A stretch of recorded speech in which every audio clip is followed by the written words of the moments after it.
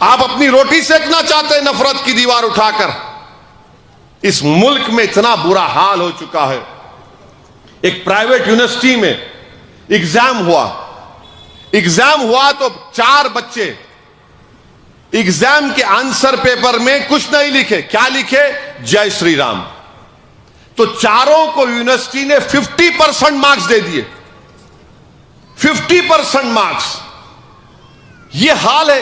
क्यों दिया यूनिवर्सिटी ने? क्योंकि वो देख रहा है कि प्राइम मिनिस्टर मुस्लिम अक़लियत को टारगेट कर रहा है। तो बोले भाई अगर नहीं देंगे तो हमारी यूनिवर्सिटी का क्या होगा।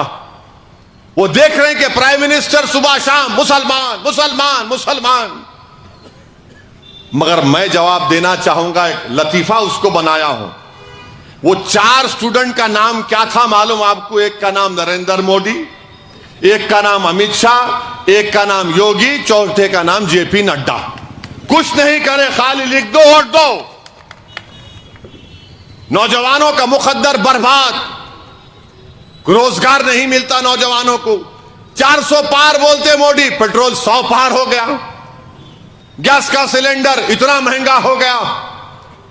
इनकी एक ही गारंटी है नरेंद्र मोदी की 2002 से कि मैं नफरत फैलाऊंगा भारत में।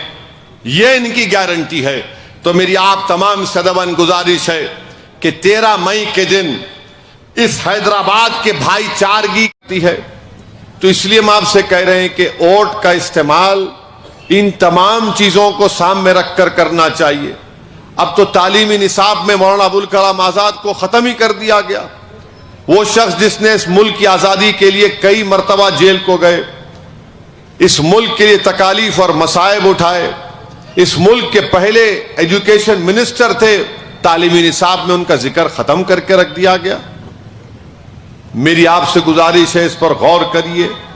आज मैं ये देखा कि एक एनसीईआरटी की 6th क्लास की किताब में बच्चों को सिखाया जा रहा है कि इस दुनिया में सबसे ईवल यानी सबसे खराब शख्स 4 लोगों की फोटो डाली गई, जिसमें ईरान के आयतुल्लाह खुमैनी की फोटो डाल दी गई और उसमें लिखा गया कि इस शख्स ने उन लोगों को कत्ल कर दिया जो अल्लाह को नहीं मानते थे। आप बताइए क्या सिखाया जा रहा है इन किताबों में?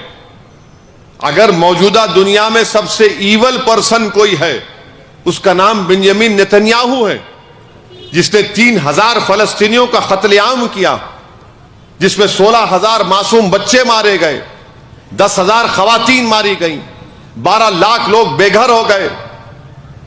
वहां पर 50,000 खवातीन प्रेग्नेंट हैं, एक अस्पताल बाकी नहीं है, भूख से मर रहे हैं फलस्तीनी, और निसाब में लिखा जा रहा है खुमैनी का नाम। अब यकीनन ये शिया लोगों के लिए तकलीफ दे बात है, मगर उन शिया लोगों से मैं अपील कर रहा हूं कि 13 तारीख को आप क्या करेंगे फिर? बल्कि मैं लद्दाख के उन शियाओं से कह रहा हूं कि देखो ये क्या हो रहा है। लखनऊ के जो जिम्मेदार हैं अहले तशी हजरात से उनसे कह रहा हूं, बताओ आप क्या करेंगे?